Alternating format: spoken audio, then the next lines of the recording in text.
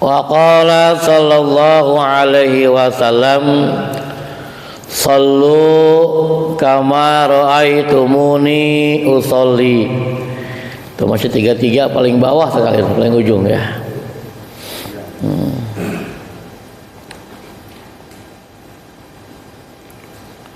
Telah bersabda Nabi besar Muhammad sallallahu alaihi wasallam, sallu kama ra'aitumuni usolli. Salatlah kamu, kata Rasulullah sallallahu alaihi wasallam, kama ra'aitumuni, sebagaimana kamu melihat aku. Ai, kata Imam Nawawi, alim tumuni, sebagaimana kamu mengetahui aku usolli, salat. Jadi begini pengertiannya, kata Nabi, salatlah kamu sebagaimana kamu melihat aku salat. Nah gitu. Pertanyaannya, apaan kita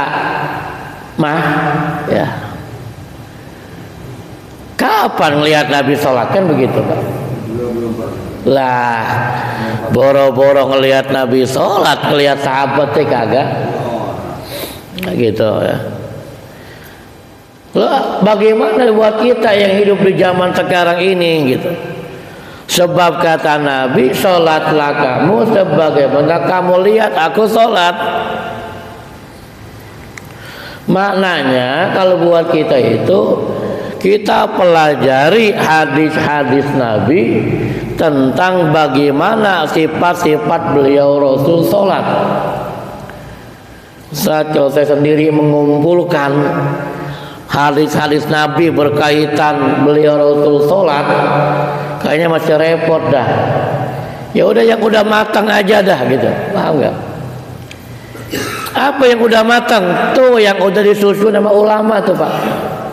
Dalam kitab-kitab fikih itu udah matang dah.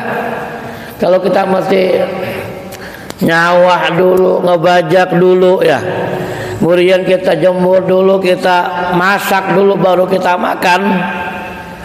Model-model kayak kita mau orang bisa. Udah yang udah tinggal nyuap ya, yang udah jadi nasi. Artinya kalau kita untuk mempelajari bagaimana mengambil istinbat hukum lah gitu ya, mana kita pilih hadis yang doi, mana hadis yang soheh ya, kemudian bagaimana menggabungkan beberapa riwayat yang sepertinya bertentangan. Kata riwayat ini Nabi begini, riwayat itu Nabi begitu. Kalau model kita pusing itu Pak. Kalau umpamanya nanti kalau kita untuk orang-orang awam mah gitu, nggak usah tinggi-tinggi dah, di kita Bulughul Maram aja ya.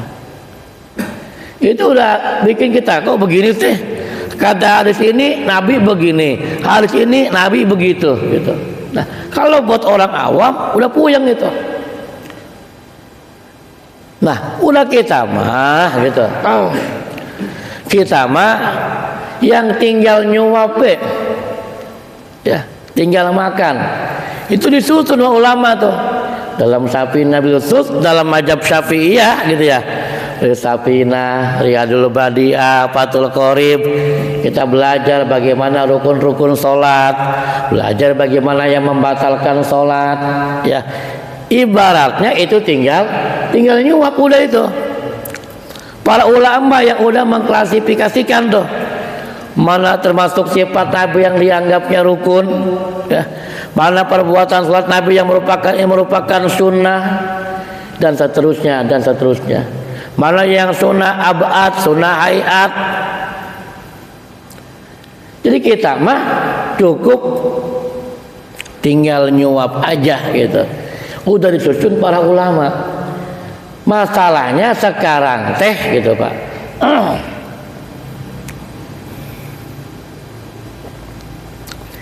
Ada sekelompok orang yang anti, nah gitu, dengan kitab-kitab ulama.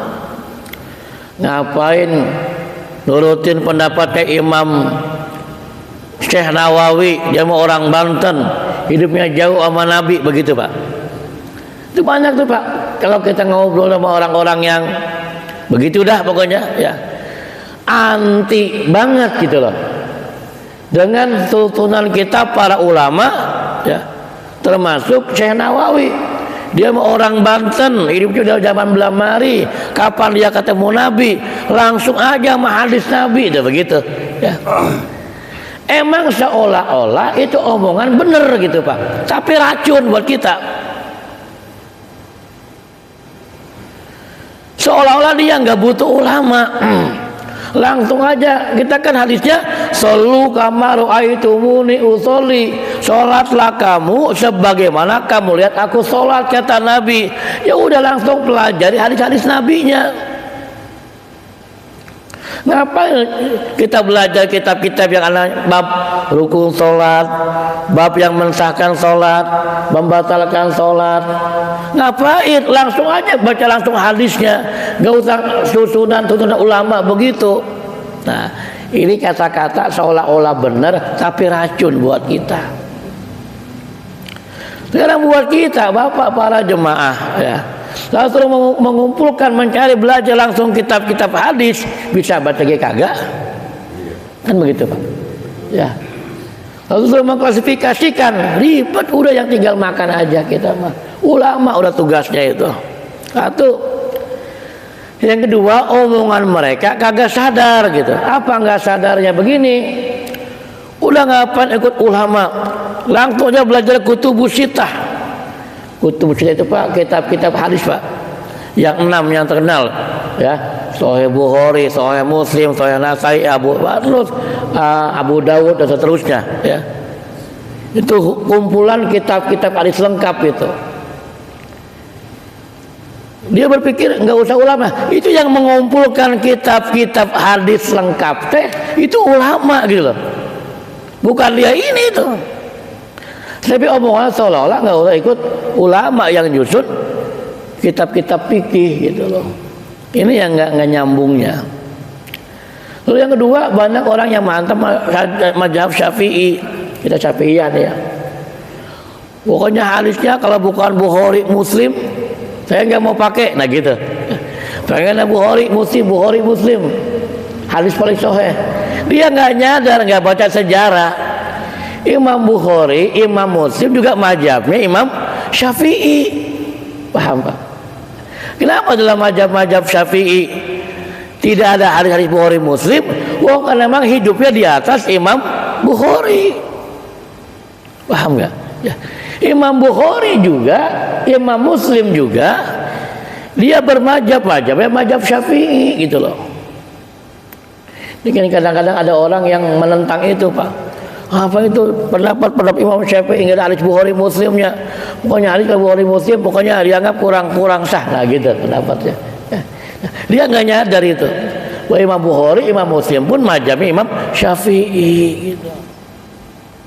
Jadi dia menyusun hadis ya, mengklasifikasikan hadis, mengumpulkan hadis ya, itu di zaman setelah zamannya Imam Syafi'i gitu Pak.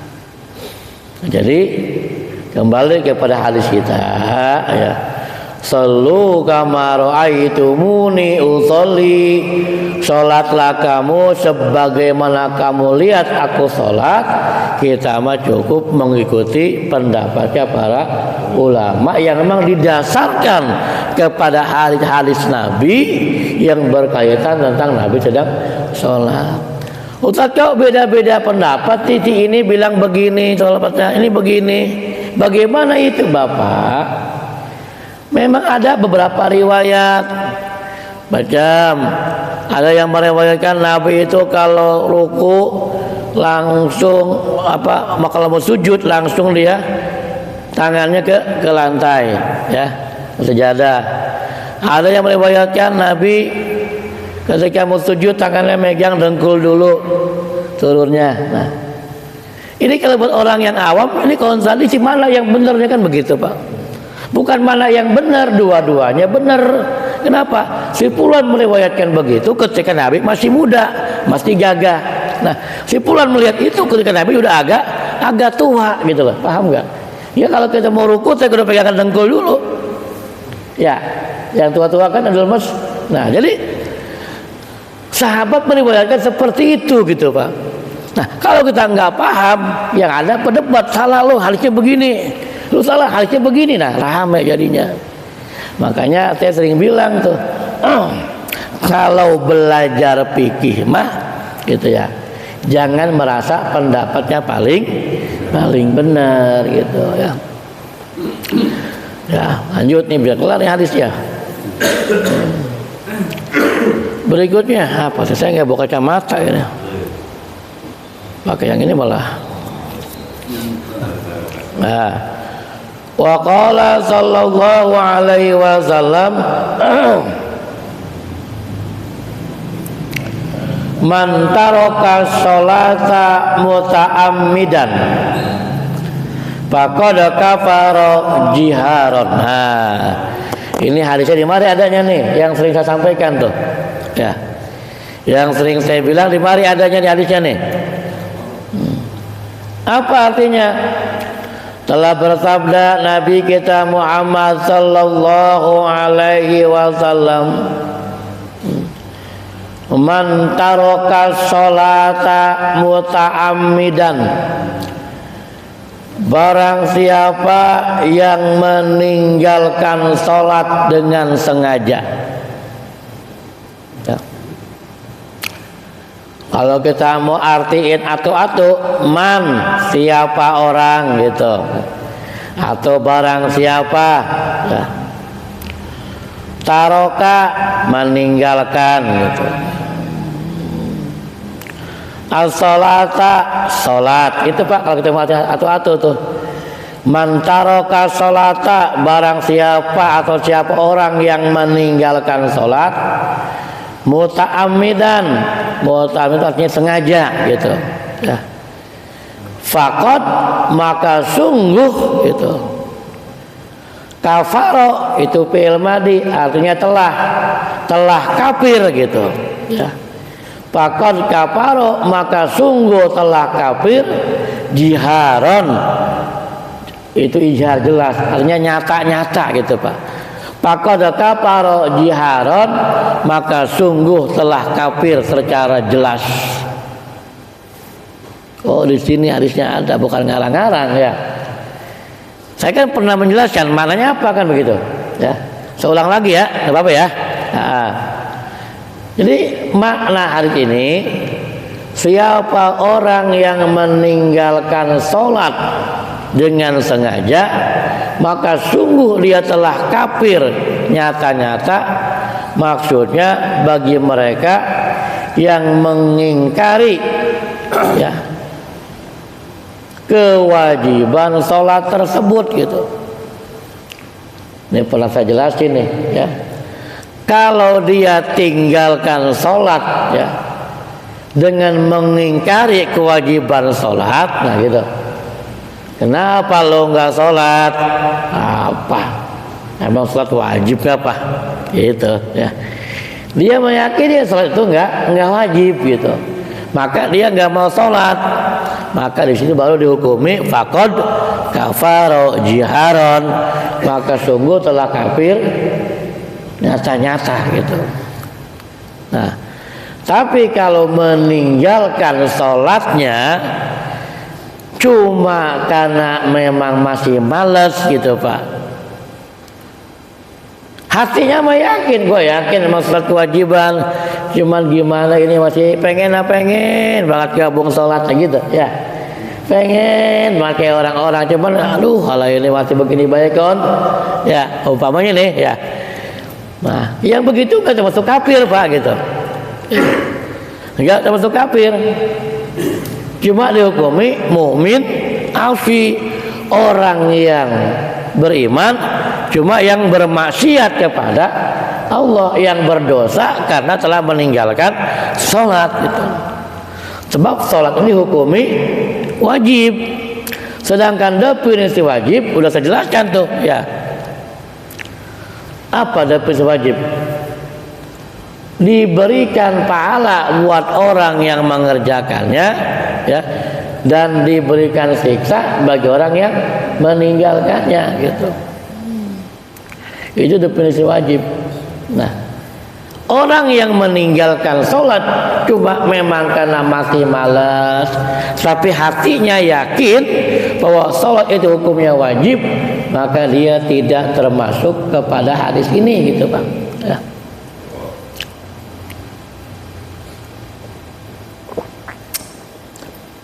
Itu ya, sudah pengertian tuh ya.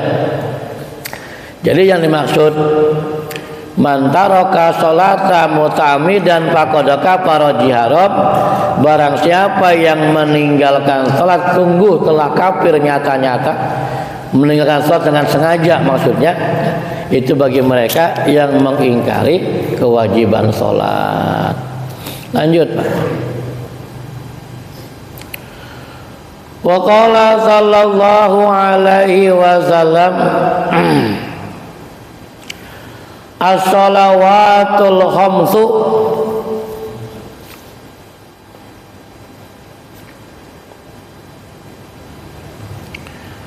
kaffaratun lima bainahunna majtunibatil kabairu wal jum'atu ilal jum'ati kafaratun lima bainahuma wa ziyadatu salasati ayyamin.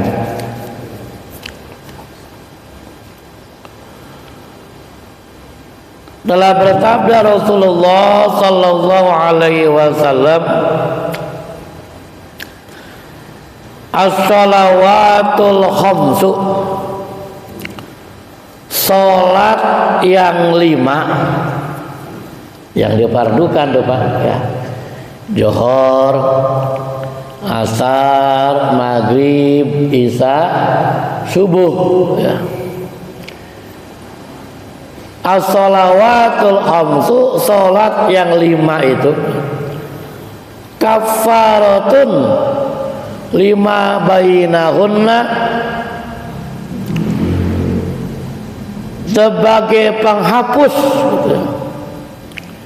Lima bainahunna, di antara sholat-sholat tersebut, majtunibatil kabairu, selama dia meninggalkan dosa-dosa besar. Artinya begini, sholat yang 5 waktu dari zuhur ke asar, maka itu menghapusi dosa-dosa kita antara zuhur sampai asar. Paham gak? Selama antara zuhur dengan asar itu kita tidak melakukan dosa besar. Habis sholat asar kita sholat apa? Maghrib. Maka antara asar dengan sholat asar dengan sholat maghrib menghapuskan dosa-dosa kita tuh di antara asar dengan maghrib, selama kita tidak melakukan dosa besar di antara asar dan maghrib. Habis maghrib apa kita sholat isya umpamanya ya, sholat isya kita, maka itu menghapuskan dosa-dosa kita dari maghrib sampai isya. Selama maghrib sampai isya tidak melakukan dosa-dosa besar. Dari sholat isya kita sampai sholat subuh, itu kafaratun, bisa menghapus dosa-dosa kita antara isya dengan subuh. Selama antara isya dengan subuh kita tidak melakukan dosa besar. Nah, dari subuh ke johor itu menghapuskan dosa kita antara subuh dengan zuhur. Selama antara subuh dengan zuhur kita tidak melakukan dosa-dosa besar. Makanya pantas ya, kalau orang yang melaksanakan ibadah sholat, maka dosa-dosanya diampuni oleh Allah Subhanahu wa ta'ala. Nah kemudian wal jum'atu ilal jum'ati, dan Jumat ke Jumat maksudnya kata Imam Nawawi, menjelaskan Syekh Nawawi, wa salatul jum'ati ilal jum'ati, antara salat Jumat ke salat Jumat berikutnya gitu Pak ya. Salat Jumat sekarang sampai salat Jumat ke depan, nah gitu ya. Antara salat Jumat yang satu ke Jumat yang berikutnya, hilang badannya. Kafaratun lima bainahuma gitu. Dan penghapus dosa di antara dua Jumat itu gitu. Ya. Jumat yang satu kepada Jumat yang berikutnya itu sebagai hapusan dosa tuh di antara dua Jumat itu tengah-tengahnya. Bahkan ditambahkan di sini keterangannya wajiyadatu salasati ayamin, dan ditambah 3 hari, berarti 10 hari itu. Nah, ini bagian fadhailul amal. Cuma tentu dengan rumus selama tidak melakukan dosa-dosa besar ya. Para jemaah, satu lagi ya. Wa qala sallallahu alaihi wasallam, man jama'a baina sholataini min ghairi udrin faqad ata baban min abwabil kabairi ya. Ulangi kalimatnya. Man jama'as sholataini min ghairi udrin faqad ata baban min abwabil kabairi. Telah bersabda Nabi kita Muhammad sallallahu alaihi wasallam, man jama'a baina sholataini, barang siapa yang menjama dua sholat. Nah, ini kalau baru sampai sini keterangannya kontradiktif nih dengan saya sampaikan malam Kamis yang lalu yang ngaji nih ya. Barang siapa yang menggabungkan dua sholat ya, min ghairi uzrin, tanpa ada uzur, faqad ata baban min abwabil kabairi, maka sungguh telah datang baban kepada pintu min abwabil kabairi, di antara pintu-pintu dosa besar. Nah, buat siapa? Buat yang menggabungkan dua sholat, Johor digabung sama asar ya, maghrib digabung sama isya. Sedangkan kemarin tuh di Tulang Hidayah saya ngejelasin tuh ya, kalau memang kita lagi safar boleh kita sembahyang di jama'. Tapi kalau di sini ada kalimat barang siapa yang menggabungkan dua sholat, sampai ada keterangannya min ghairi udrin gitu loh, tanpa ada uzur. Faqad ata baba min abwabil kabair, maka sungguh telah mendatangi pintu di antara pintu-pintu dosa besar. Tapi kalau emang ada uzur, ya nggak apa-apa, justru diperintahkan kalau emang syaratnya cukup gitu Pak. Yang kagak boleh menggabungkan sholat kalau tidak cukup persyaratannya. Kalau bahasa hadisnya min ghairi uzrin, tanpa ada uzur gitu. Kalau cukup persyaratannya gitu, dengan kata lain ada uzur, maka boleh menggabungkan sholat. Seperti apa? Dalam perjalanan kita boleh menjamak sholat, menggabungkan sholat. Itu namanya ujur. Cukupi perjalanan yang sudah memenuhi persyaratan untuk menjamak sholat.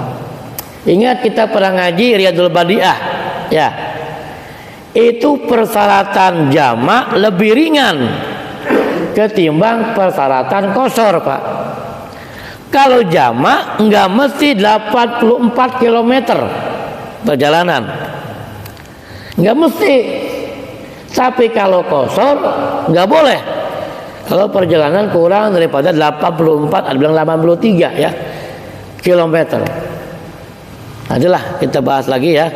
Ini berbadianya. Jamak itu termasuk lebih ringan persyaratannya. Orang yang sakit dalam keadaan hujan besar boleh dijamak, Pak. Ya. Boleh. Ya. Nanti kita bahas rinci. Tapi yang pasti kalau tidak ada uzur dia menjamak sholat, maka dia telah mendatangi pintu di antara pintu-pintu dosa besar. Tapi kalau ada ujurnya, cukup persyaratannya, enggak dosa. Jangan takut kita menjamak sholat, ya. Bila itu lagi perjalanan yang udah mencukupi persyaratan, enggak dosa, sebagaimana yang saya jelaskan dalam pengajian malam Kamis kemarin, ya. Sebab itu namanya apa? Namanya rukhsah dari Allah Subhanahu wa taala. Bapak para jemaah, itu saja barangkali ya. Paling kita nanti baru kita lanjutkan al-babul khamis asyara, ya. Fi fadilati sunani, tentang fadilah melaksanakan yang sunnah, ya. 2 minggu ke depan kayaknya ya. Bab minggu besok, minggu pertama kasin, kalau salah ya. Saya barangkali yang saya sampaikan mudah-mudahan manfaat buat kita semuanya ya. Allah berikan kita sehat, panjang umur ya, kasih istiqomah buat ibadah, ilmu yang barokah, ilmu yang manfaat. Allah sembuhkan saudara kita, istri kita, kerabat kita yang sedang dalam keadaan sakit ya. Juga Allah lancarkan usaha kita, anak-anak kita ya, dicukupi biaya pendidikan dari Allah Subhanahu wa taala. Kita kuat istiqomah dalam ibadah kepada Allah. Ala hadhihi niyah al-Fatihah.